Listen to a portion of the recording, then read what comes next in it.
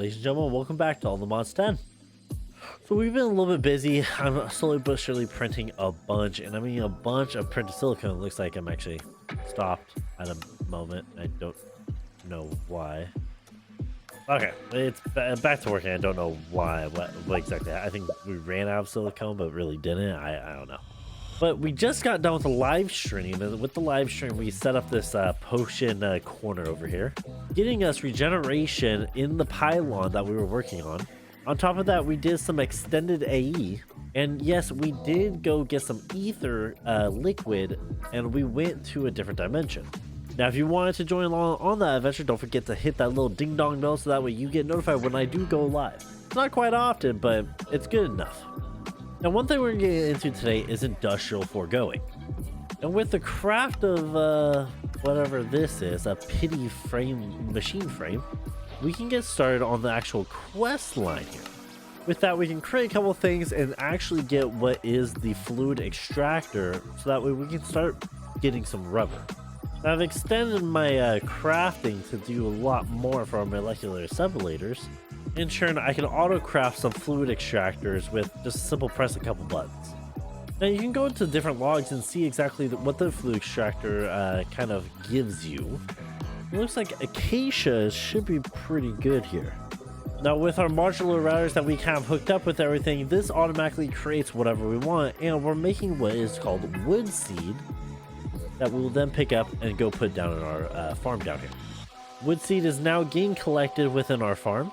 Now, with the crystal assemblator, basically we're going to put everything together that I've made previously and get a wireless connector.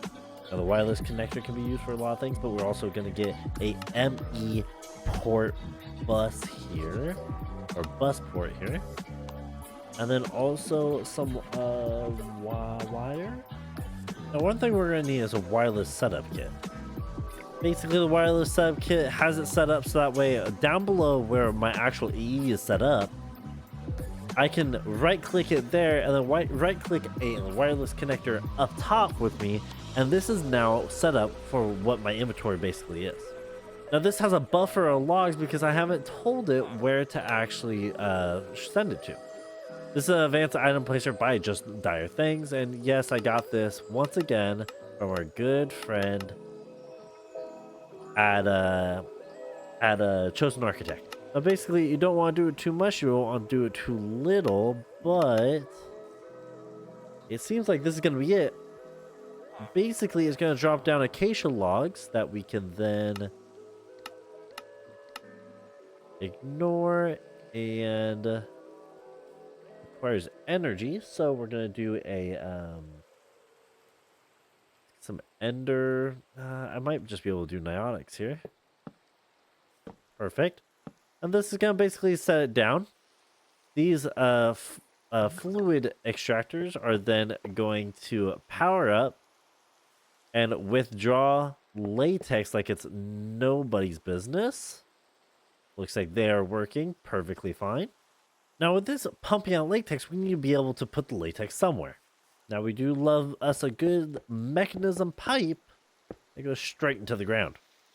And with any luck, you have latex now going underground straight into the latex processing unit here. Now, with both combined, plus a little bit of power, we should then be able to process some latex. Oh, and if you didn't watch the actual live stream, this is what I'm talking about by going through the Eternal Starlight. Now, real fast, I've already reached my limit with all these elite sawing mills and whatnot with the pattern providers. So I'm going to make some extended pattern providers at that. Now, as promised, I did start my crafting, or my Borderlands series. If you haven't watched that either, I recommend you should go check it out. That being said, throw everything in, and once again, oh, almost forgot that. Once again, we have the extended pattern provider. Now, extended pattern provider gives you almost 4 times the amount of patterns you can fit in one thing, and plastic is definitely one of them that we wanted to add. Now we want to get a dissolution chamber, but we need to actually get the diamond gear and the chest auto-crafted as well. So let's get some of these done real fast. Of course, throwing them in here basically makes it so that way if I just look up the disillusion. Oh, that's right. I need to make one for that as well. I can make one in total. Oh, right. I need dread rubber, which comes from actually this machine right here. Now, I'm going to move my main man here, probably actually backwards over here towards the market. There he is. Weathered salesperson. Yes, you are. In turn, we're going to actually get a ME pattern provider, just a regular one, started and crafted up so that way we can 100% make it go right about here. I'll put the dissolution chamber around top. Because sooner or later I'm going to have to put that directly on there, which actually I might have to do right now. So I'm just going to move this actually downstairs and let's put it somewhere over here. Now to start with the dissolution chamber, pretty simple. We're going to do our dissolution. We can make a lot of different things. We can go all the way from soul lava, which we actually have, with pink slime. Now, pink slime is going to be the thing that we need to start getting when it comes to mob slaughtering. And we'll get pink slime that way. And actually, because of that, we might stop right here and get into something of the apothecary. What is it called? Apothic Spawners. If that's the case, then we're gonna need the same glass that we have right over here for our mob spawner, which is the tinted glass. Now let's get about 128 tinted glasses started, so that way we can try to build something outside. Maybe like right here. That would be a mob spawner. Now, especially if we have a mob spawner down there, one tower right here might actually be what we want. Now, one thing that we actually need to do is get Silk Touch once again on an item, and we're gonna use slime balls. I'm gonna make just a separate diamond pickaxe. We're gonna actually go to the Nether, but I feel like that's gonna be the best spot. First, to just find a random spawner. And a random spawner I did find to get some striders. And yes, I did get a apothecary spawner. Now, yes, a lot of quests do get completed as you unlock the apothecary spawners. Okay, so I made a basic tower here, and basically the green things on the ground make it so that way the arrow direction that they're pointing in goes towards the center. Now, if you hold control stats on the monster spawner, you can see that you have a delay, a max spawn delay, a spawn count, so on and so forth. There's a couple things that you can do. Sugar, if you right click on it, brings down the minimum spawn delay. And gas tiers, if you right click, spawns the maximum entities these things can do, which is 32. Now, if you do use a clock, they can reduce the maximum spawn delay. Which for right now, for gold's sake, I'm just going to go down to 180. Add a fermented spider eye to stuff, and you can increase the spawn count per tick. That's pretty much all you have to do. If you have at another star, it ignores the players. I.e., it doesn't require us to be by it for the spawn to actually happen. Now, to give it a trial run, we'll take off of this right here.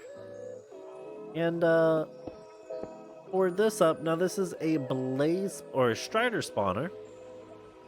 Now supposedly if I get a swab and I swab it on a mob, get my normal bucket of XP. It's called GM chicken feed, and I need to go feed it to a chicken. Now if I right click him, Happy birthday, Taco! he explodes in my face again. And you get a villager spawn egg. That makes a lot of sense. Now in turn, I should just have to right click the spawner, and up top it says change to villager. Flip the lever on, close the tinted glass, and oh no.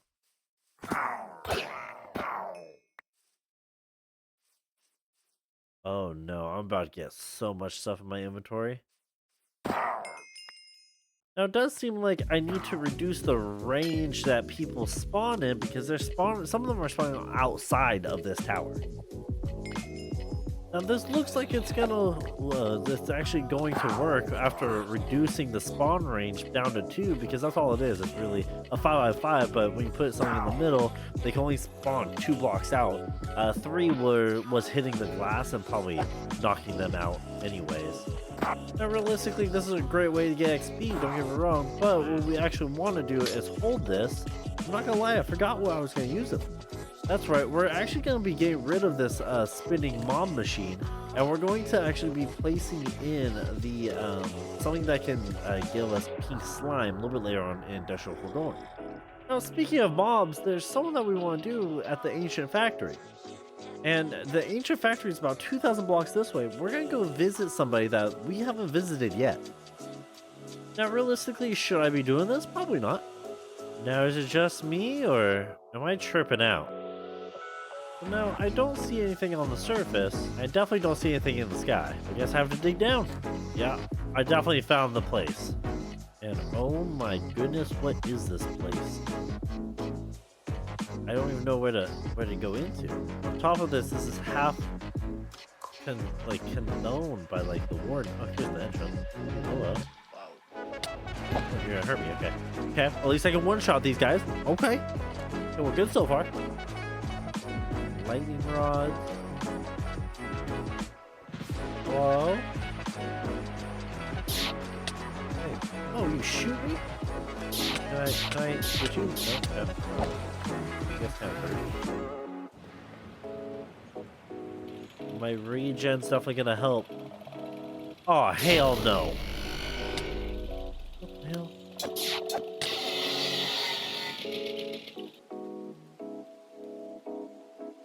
As this guy isn't even the boss, I'm gonna run past him and see what is this. 15,600. Alright, these are not the guys we want to mess with, so we're gonna bounce out of here. Now, I thought that was a good idea. What are you doing? No scoped, technically. Slowness 3 for 4 minutes and 30 seconds is absolutely insane. What did I do to deserve this? Well, that's about... I just started recording this session, and this guy wanted to join me. What's up, man? What do you have? Have any milk? No? A netherite chain get dripped out? Hell yeah, brother. Well, I hope everybody enjoyed. That's pretty much my time. Between the tower itself, starting Industrial Foregoing, and what I have in store for the next episode, I can't wait for you all to come back. Don't forget to like, comment, subscribe. Tell me what I could have done better. Tell me what I could have done worse. I love you as always, and I'll see y'all next time. Bye-bye.